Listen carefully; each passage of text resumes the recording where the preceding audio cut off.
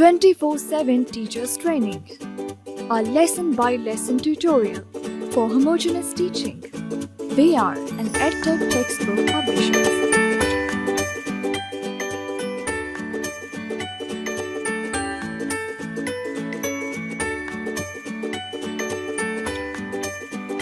बिस्मिल्लाहिर्रहमानिर्रहीम।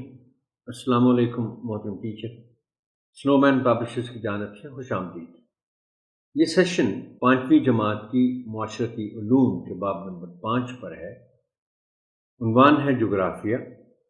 ये सेशन इस बाब पर तीसरा सेशन है और इसका उन्वान है आब व हवा, कुदरती आफात और आबादी। बच्चों को मुतल्लिका उन्वान तक ले जाने के लिए और उनकी किताबें खुलवाने से पहले आप एक मौजू तमहीद उठाएंगे, उन्वान का ऐलान करेंगे और फिर किताबें खुलवाएंगे। तमहीद उठाने के लिए दर्जे झैल निकात पेश हैं, ताहम ये हर्फ आखिर नहीं है। बेहतर से बेहतर तमहीद के लिए आपकी फिक्री जुस्तजू जारी रहनी चाहिए।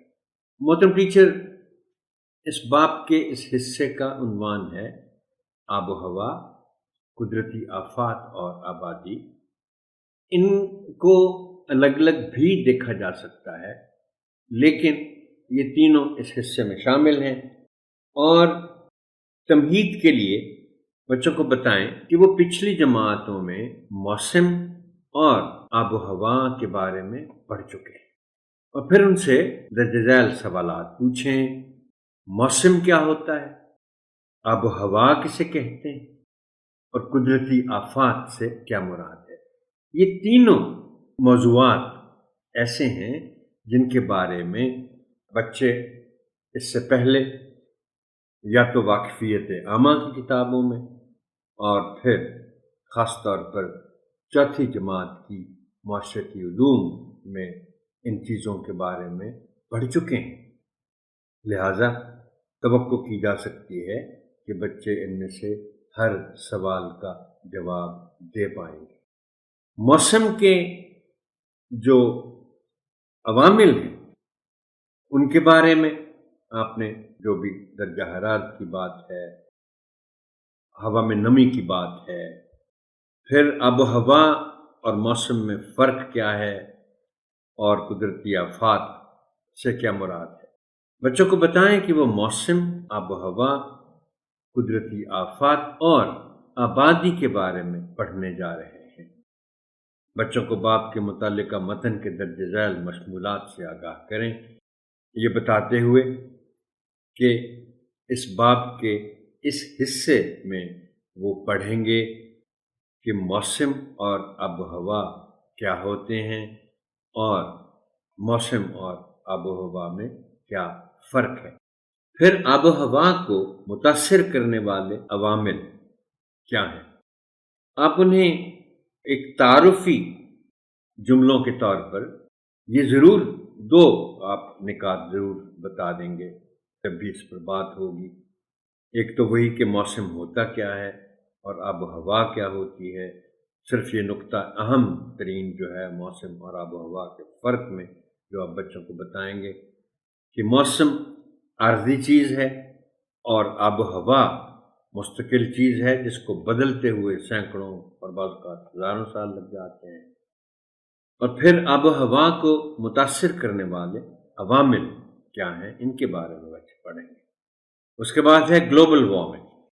ग्लोबल वार्मिंग यानी आलमी तौर पर ज़मीन का दर्जा हरारत जो बढ़ रहा है, इसका मतलब है कि आब व हवा तब्दील हो रही है दुनिया भर के ममालिक की।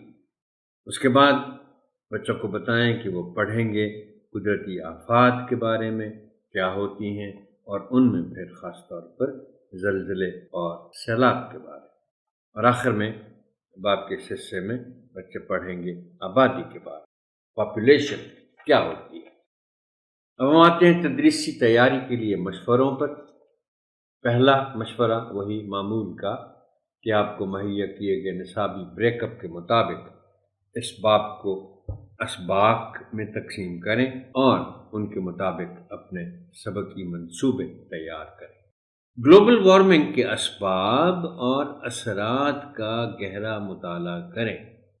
میں بہت دفعہ شاید ذکر کر چکا ہوں اس بات کا محترم ٹیچر، اور ضروری ہے کہ میں اس بات کو دہرا بھی دوں کہ جو میں آپ کو بعض اوقات آپ سے گزارش کرتا ہوں نا کہ فلاں موضوع پر آپ ذرا وسیع مطالعہ کر لیں، تو اس کی وجہ یہ ہوتی ہے، اور اس کا میں اس سے پہلے بھی ذکر شاید کہیں کر چکا ہوں، کہ آپ نے بے شک تھوڑا سا پڑھانا ہو کسی موضوع کے بارے میں، لیکن اس تھوڑا سا پڑھانے کے لیے بھی آپ کے پاس بہت وسیع علم اور معلومات ہونی چاہیے، خاص طور پر اس لیے کہ پڑھاتے ہوئے کوئی بچہ سوال پوچھ لے تو پھر اچھا ہوگا کہ آپ کے پاس اگر وسیع معلومات اور وسیع علم ہے تو آپ کے لیے جواب دینا بہت آسان ہو جائے گا۔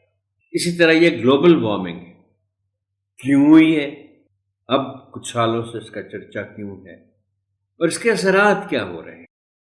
موسم کے عناصر کو ذہن نشین کر لیں تاکہ دوران تدریس ان کا فوری حوالہ کیا جا سکے۔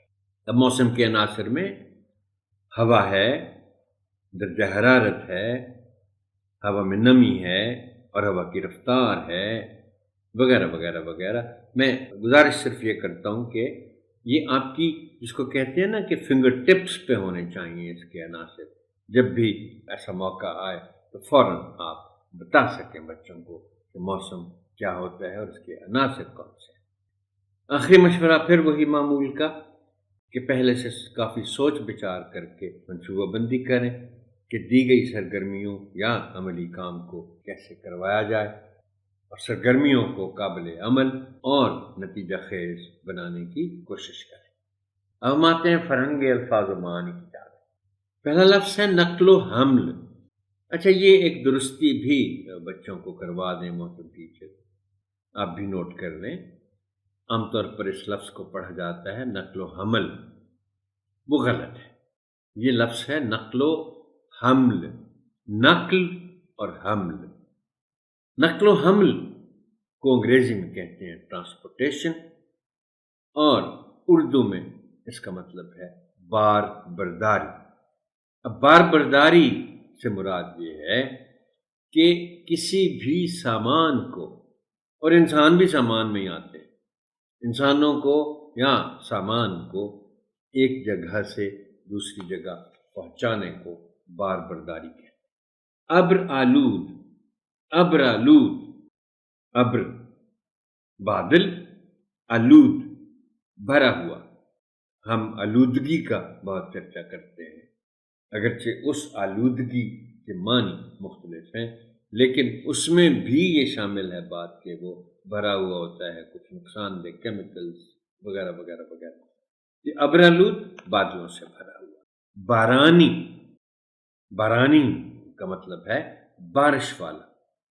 کچھ بارانی علاقے ہوتے ہیں، کچھ بارانی فصلیں ہوتی ہیں۔ بار کے معنی بارش کے۔ گلوبل، عالمی، پوری دنیا کا۔ بچوں کو آپ بتا سکتے ہیں کہ وہ اس سے پہلے واقفیت عامہ میں گلوبل سٹیزن کے کانسیپٹ میں پڑھ چکے ہیں، عالمی شہری۔ انٹرنیٹ کے حوالے سے نیٹیزن جس کو کہتے ہیں وہ گلوبل سٹیزن ہوتا ہے۔ تشویش، فکر، پریشانی، اندیشہ، ڈر، بشمول کے ساتھ ساتھ کو شامل کرتے ہوئے۔ آپ نے دیکھا میں ہر ٹیوٹوریل میں تدریسی مشوروں سے پہلے میں بات کرتا ہوتا ہوں متن کے مشمولات کا۔ یہ مشمولات اسی سے جڑا ہوا لفظ ہے، بشمول۔ دورانیہ، عرصہ، یعنی عرصہ بھی، اس سے بھی مراد یہ ہے کہ کوئی ایسا وقت کسی عمل کا، کسی چیز کا، کسی بات کا، جس کا سٹارٹنگ ٹائم بھی پتہ ہو اور جس کا اینڈنگ ٹائم بھی پتہ ہو، تو پھر اس کا دورانیہ بن جاتا ہے۔ خول، چھلکا، اوپر کا غلاف، جیسے انڈے کا خول ہوتا ہے۔ گنجانی، گھنا ہونا، گنجان آباد جس کو کہتے ہیں۔ آبادی گنجان ہو سکتی ہے، درخت گنجان ہو سکتے ہیں، افزائش، گروتھ، بڑھنا یا پھیلنا، نومولد، نیا پیدا ہونے والا جس کی ولادت نئی نئی ہوئی ہو، ناخواندگی، پڑھے ہوئے نہ ہونا، خواندہ پڑھے ہوئے کو کہتے ہیں، خواندگی پڑھائی یا پڑھے ہوئے ہونے کا عمل، پڑھنے کا عمل، اور ناخواندگی پڑھے ہوئے نہ ہونا۔ اب ہم بات آتے ہیں متن سے متعلق تشریحات کی جانب، بات کرتے ہیں گلوبل وارمنگ۔ گلوبل وارمنگ یہ میں پڑھ دیتا ہوں جیسے کہ آپ دیکھ رہے ہیں اسکرین پر کہ یہ زمین کی فضا کے درجہ حرارت میں بتدریج اضافہ ہے۔ اس کے نتیجے میں گلیشیئرز کا پگھلاؤ ہے جس سے سیلاب آتے ہیں۔ محترم ٹیچر، آپ بچوں کو گلوبل وارمنگ کے معنی اور اثرات ذرا تفصیل سے بتائیں گے۔ گلوبل وارمنگ کے معنی تو واضح ہو گئے کہ زمین کی جو فضا ہے، اب فضا بھی شاید آپ کو واضح کرنی پڑے کہ فضا کیا ہے۔ زمین کی سطح سے وہاں تک جہاں سے خلا شروع ہوتی ہے یہ ساری فضا ہے، اور ہو یہ رہا ہے کہ کچھ سالوں سے اس فضا کے درجہ حرارت میں اضافہ ہو رہا ہے، گرمی بڑھ رہی ہے، بلکہ گرمی کے موسم کا دورانیہ بڑھ رہا ہے۔ آپ بچوں کو مثال ایسی دیں جو ان کو آسانی سے سمجھ آ جائے، اور مثال یہ ہے، آپ ان کو بتائیں کہ بچوں، وہ لوگ جو اس وقت بوڑھوں میں شمار ہوتے ہیں ان کو زیادہ بہتر علم ہے، تجربہ ہے کہ آج سے 30-40 سال پہلے سردی کا موسم ذرا طویل ہوتا تھا۔ نومبر کے شروع میں ہی سردی شروع ہو جاتی تھی اور فروری کے آخر تک رہتی تھی۔ بہار کا موسم مارچ میں ہوتا تھا۔ اب یہ جب سے درجہ حرارت زمین کی فضا کا بڑھنا شروع ہوا ہے تو اس کا ایک نتیجہ یہ ہے کہ اب جو سردی کے موسم کا دورانیہ ہے وہ کم ہو گیا، اور اس کا ثبوت یہ ہے کہ اب نومبر میں سردی نہیں ہوتی، فروری میں بھی چند شروع کے دن چھوڑ کر نہیں ہوتی، لے دے کے دسمبر اور جنوری 2 مہینے رہ جاتے ہیں سردی کے، پہلے 4 مہینے ہوتے تھے۔ اب اس کا دوسرا جو اثر ہے گلوبل وارمنگ کا کہ پہاڑوں پر جو گلیشیئر ہوتے ہیں، یعنی برف پڑتی ہے جس کو سنو ہم کہتے ہیں، اور وہ سنو ظاہر ہے تھوڑی دیر کے لیے ہوتی ہے، اس کے بعد وہ آئس بن جاتی ہے اور میلوں دور تک وہ برف جمی رہتی ہے۔ اب اس کا تعلق موسم کے ساتھ ہے، وارمنگ کے ساتھ ہے۔ جب سردی کا موسم طویل ہوتا تھا تو یہ گلیشیئر بھی طویل عرصے تک پگھلتے نہیں تھے، جب گرمی شروع ہوتی تھی تو پھر پگھلنا شروع ہوتا۔ اب ظاہر بات ہے گلیشیئر جب پگھلتے ہیں تو ان کا پانی نیچے آتا ہے پہاڑوں سے، اور وہ ندیوں میں سے ہوتا ہوتا دریاؤں میں آتا ہے۔ اب چونکہ گلوبل وارمنگ کی وجہ سے گلیشیئر جلدی بھی پگھلنا شروع ہو جاتے ہیں اور زیادہ پگھلتے ہیں، اس کے نتیجے میں سیلاب آتے ہیں۔ پاکستان میں 2022 کا سیلاب پاکستان کی تاریخ میں سب سے بڑا سیلاب، اور اس کی وجہ گلوبل وارمنگ ہے۔ اس کے بعد ہم آتے ہیں زمین کے ماحول پر۔ زمین کا خول کیا ہے؟ جس کو کرسٹ کہتے ہیں، کرۂ زمین کی بیرونی تہہ جو قریباً 40 کلومیٹر گہری ہے اور چٹانوں اور معدنیات پر مشتمل ہے۔ یہ زمین کا صرف 1% ہے۔ اب یہ جو خول ہے، محترم ٹیچر، آپ بچوں کو فٹ بال کی مثال دیتے ہیں کہ فٹ بال کے اندر تو خلا ہوتا ہے جس میں ہم ہوا بھرتے ہیں، مگر وہ پورا جو اس کا ہوا کے باہر کا حصہ ہے، ربر کا یا جس مٹیریل کا بھی، وہ خول ہے۔ اور زمین کے بارے میں آپ بتائیں بچوں کو کہ ظاہر زمین بہت بڑی ہے، اس کی جو بیرونی تہ ہے جس کو ہم خول کہتے ہیں زمین کا، ہم تو سطح پر رہتے ہیں نا، تو وہ خول یا غلاف جس کو کہتے ہیں زمین کا، وہ 40 کلومیٹر گہرا ہے، خول کرسٹ، اور وہ زیادہ تر چٹانوں اور معدنیات پر مشتمل ہے۔ اب زمین اتنی بڑی ہے کہ پوری زمین کا جو خول ہے وہ 40 کلومیٹر گہرا ہے، اور یہ پوری زمین کا صرف 1% ہے۔ اب اندازہ کر لیں کہ یہ زمین کتنا بڑا پلانٹ ہے۔ اب ہم بات کرتے ہیں سرگرمیوں اور عملی کام کے بارے میں۔ پہلی سرگرمی ہے، بلکہ ایک ہی ہے، گلوبل وارمنگ اور آب و ہوا میں تبدیلی کے اثرات پر معلومات ڈھونڈنا، نوٹس تیار کرنا اور پوسٹر تیار کرنا۔ یہ سرگرمی صفحہ نمبر 84 پر ہے، جس کا حاصل تعلم ہے نمبر 10۔